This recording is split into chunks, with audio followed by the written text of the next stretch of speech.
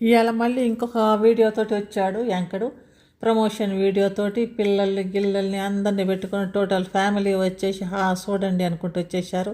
శ్రీమంతం అనడా శ్రీమంతం లేదు, గీమంతం లేదు. ఇప్పుడు వీడియో కూడా పాత వీడియో అనమాట, ఎప్పుడో చేసిన వీడియో పెట్టాడు. ఎందుకంటే ఆ పాత ఇండ్లను అప్పుడు పాత ఇంట్లో చేసినట్టున్నాడు. ఇప్పుడు మళ్ళీ వేరే ఇంట్లోకి షిఫ్ట్ అయ్యా అనుకుంటూ చెప్పాడు కదా, కాబట్టి ఆ ముందున్న ఇంట్లోనే చేసినట్టున్నాడు ఆ వీడియో. అది పాత వీడియోలన్నీ పోస్ట్ చేస్తాడు. మరి శ్రీమంతం వీడియో ఎందుకు పోస్ట్ చేయట్లేదో వాడికే తెలవాలా. ప్రతి ఒక్కటి చెప్తారు కదా, మేము అట్లా అని, మేము ఇట్టా అని. ఆ ముగ్గురు కలిసి ఒక ఇంట్లో, వాళ్ళు ఉన్న ఇంట్లో అది వాళ్ళది షూటింగ్ స్పాట్ అనమాట. అందుకనే అవన్నీ చేస్తాడు. ఇంకా వాడు కూర్చొని అసలు కామెంట్ బాక్స్ క్లోజ్ చేసుకున్నాడు. అసలు మనందరం రియాక్ట్గా అయితే ఉంటాం కదా, అందరూ రియాక్ట్ అవుతారు కదా, రియాక్ట్ అవుతారు అనేసి వాడు కామెంట్ బాక్స్ క్లోజ్ చేసుకొని కూర్చొని ఉన్నాడు క్లోజింగ్ అనేసి.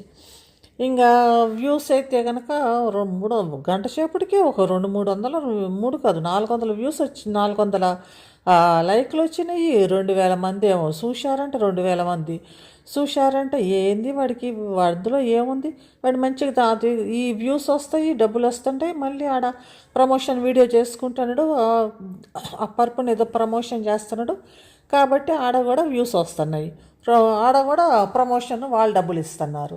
కాబట్టి 2 చేతులతో సంపాదన ఉంది కాబట్టి వాడు ఇంకా ఏం పని చేయట్లే అనుకుంటా.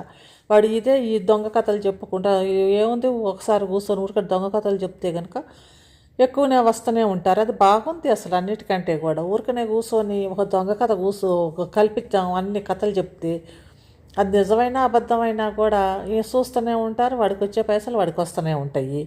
ఇంకా మిగతా వాళ్ళేమో వాడిని తిడుతున్నాం అన్నట్టుగా వాడిని తిట్టేస్తుంటారు. వాడికి ప్రతి నిమిషం ప్రతి క్షణం కూడా చూస్తుంటారు. ఆ పైసలు వాళ్ళకు కూడా వస్తున్నాయి. అందుకని ఇదంతా ఒక పెద్ద సిండికేట్ లాగా తయారవుతూ ఉంది. ఇదంతా మరి వాళ్ళంతా కలిసే చేస్తున్నారా ఏందో, మరి వీళ్ళందరూ కలిసే ఉన్నారా, వాళ్ళు వీళ్ళు నేను తిడతా నేను యాక్ట్ చేస్తా మీరు తిడుతున్నట్టుగా చేయండి అన్నట్టుందా, మరి ఏందో అర్థం కాదు వాళ్ళది. వీడంతా ఏందేందో ఉంది. మరి ప్రతి నిమిషం చూడాలి, ఇది ఇట్లా అన్నాడు వాడు అట్లా అన్నాడు అంటే వాడు ఏమన్నా అంటే ఏముంది, వీడు ఇక్కడ దొరికిపోయిండు, ఏం దొరికిపోతే వాడిని తీసుకుపోయి పోలీస్ స్టేషన్లో పడేస్తారా, ఏముంది దొరికిపోతే వాడేదో కట్టుకథలు చెప్తున్నాడు, అది అందరికి తెలిసిన విషయమే. ఇగో వీడు ఇక్కడ దొరికిపోయాడు, వీడు ఇక్కడ చెప్తారు, వీడి గురించి ఇట్లనే వాడు ఏం చెప్తారంటే ఏముంది చెప్పేది. వాడేమన్నా ఒక పెద్ద ఇది చెప్తురుడా, వాడేమన్నా 2 దేశాల మధ్య సీక్రెట్ ఏజెన్సీ ఏమైనా మెయింటైన్ చేస్తానడా.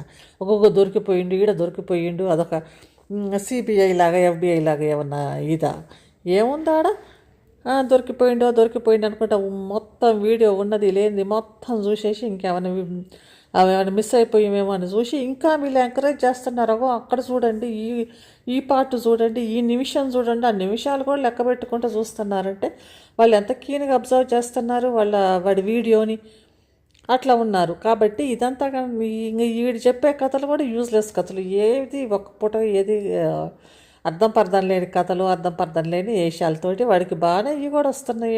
ఏమంటారు వాటిని, ప్రమోషన్లు. ఆ పెన్లాం కూడా అదేంది ఏదో క్రీము రాసుకుంటా ఉంది మొహానికి, క్రీము బాగుంది, నేను తెల్లగా అయిపోయా నల్లగా ఉన్నదాన్ని అనుకుంటా. ఆ మొగుడేమో ఏదో బెడ్ అనమాట, ఆ బెడ్ చూడండి అని కూర్చోనికి ఇంత ఫేస్ కనిపించుకుంటానో లేకపోతే మామూలుగానో వీడియోలు చేస్తే విపరీతంగా చూసేటట్టున్నారు కదా జనాలంతా వచ్చేసి. ఇక్కడ వాడు అబద్ధాల కథలు చెప్తుంటే అబద్ధాల కథలు చెప్పినా కూడా చూస్తానికి రెడీగా ఉన్నారు, మేము చూసి వాడి మీద కామెంట్ చేస్తామని. ఈడ ఇట్లా ఉంది ఇక్కడ ఈ యూట్యూబ్లో కథలు కవాషలు ఇట్లా. మరి ఇంత ఇట్లా ఉందనుకోలేదు నేను. ఈ కథలకి ఏదో ఏది నాన్సెన్స్ కథలన్నిటికీ కూడా ఇంత ఆదరణ లభిస్తుంది జనాల నుంచి అనేది నేను అనుకోలేదు. ఏంది మనుషులు వాడు చెప్పే కథ కోసం ఎట్లా ఏంది వాడు ఏం చెప్తుడా అనేసి చూసి దానికి లైక్లు కొట్టి దాన్ని షేర్ చేసి దాన్ని ఇంకేమైనా చేస్తారేమో, దానికి 2000 3000 2000 మంది 2200 మంది ఏమో ఒక గంటలో చూశారంటే వాడికి బాగానే చూస్తున్నారు. మా బెడ్ చూడండి, మా బెడ్ ఇట్లా బ్యాక్ బాగుంటుంది, ఫ్రంట్ బాగుంటుంది, బాగుంటుంది, బ్యాక్ ఉంటుంది అంటే ఆ బెడ్ ఏముంది, అందరు బెడ్లు కొనుక్కోలేరా, ఆ బెడ్ ఏముంది, ఆ బెడ్ వాళ్ళ ప్రమోషన్ కానీ ఆ బెడ్ ఇచ్చినట్టున్నారు, ఫ్రీ బెడ్ ప్రమోషన్గా. అందుకనే వాడు ఆ బెడ్ వేసుకొని ఇగో చూడండి ఈ బెడ్ బాగుంటుంది, మేమైతే ఈరోజు మా పిల్లలకి ఏం గిఫ్ట్ ఇచ్చారో మీరు చూడండి, మేము చూస్తాము, మేము ఆ బెడ్ మీదకి ఎక్కేసి మేము గంతుతాము, మేము నెక్కుతాము, మేము అంతా ఇట్లా కూర్చుంటాము, మీరు చూడండి, మేము పెద్ద సెలబ్రిటీనే చేశారులే అందరూ వెంకటని. మేము సెలబ్రిటీ అయిపోయామని వాడి వేషాలు, వాడి కథలు, మేము ఇలా చేస్తాము, మేము అలా చేస్తామంటే ఇంక ఏందో వాడి కథలన్నీ చెప్తా ఉన్నాడు. ఇంక చూసేవాడు చూస్తూ ఉన్నాడు. ఇంకా చెప్పేవాడికి వినేవాడు లోకు పట్టారు. గది గట్లనే అవుతుంది. వాడు అందుకే కామెంట్ బాక్స్ కూడా ఐ డోంట్ కేర్, మిమ్మల్ని నేను కేర్ చేసేది, నాకైతే డబ్బులు వస్తున్నాయి, నాకు వచ్చే సంపాదన నాకు వస్తుంది అంతే అన్నట్టు పెండ్లాము మొగుడు హాయిగా హిహిహి అనుకుంటా. పెండ్లాం అయితే ఏమి సంతోషంగా ఉందంటే ఆ సంతోషంగా ఉంది. ఆ పెండ్లాం మీద ఒక మంచి వీడియోని వదిలేస్తా కాసేపు ఉన్నాక. దాన్ని ఎట్లున్నావు ఏంది నీ సంతోషం అనేది కూడా అది ఊరికే కడుపు కడుపు కడుపు అంటే కడుపు అనేసి ఊరికే చెప్తా ఉంటే మొగుడు దానికి సిగ్గనిపించట్లేదా? ఇదేంటి ఊరికే కడుపు కడుపు నన్ను అంటున్నావు ఏంది అని. ఏమి అది కూడా ఏమీ లేదు, హిహిహి హిహిహి అనుకుంటా. నాకు రోజు మొత్తం ఎప్పుడు నాకు కడుపే ఉంటుంది అంటే వచ్చే నీకు నీ మొగుడే నాకు కడుపు చేసేది లేకపోతే ఇంకేమన్నా నాకు డౌట్ అనిపిస్తుంది. ఎందుకంటే ఊరికే కడుపు అంటే వాడు ఏంటది ప్రతి దగ్గర నాకు కడుపు వచ్చింది, దానికి కడుపు వచ్చిందంటే దానికి కూడా ఆమెకి ఏమి అనిపించదా నీకు రెస్పెక్ట్గా ఏది ఊరికే కడుపు అంటే ఎట్లా బాగా అనిపించదని పొద్దు గూకులు వాడికి కడుపు అని అంటాడు. నా పెండ్లాం కడుపు, నా పెండ్లాం ప్రెగ్నెంట్ అని. ఇంకా శ్రీమంతం అన్నాడు. ఆ శ్రీమంతం అయితే చూపించకుండా ఆహాహా ఊరికే చెప్తావు అన్నట్టుగా అదో వేషం, అదో కథ. ఇంకా మొన్న పోయి బిర్యానీ ప్యాకెట్లు అమ్మకొచ్చుకుంటాకని బయలుదేరిపోయారు అందరూ.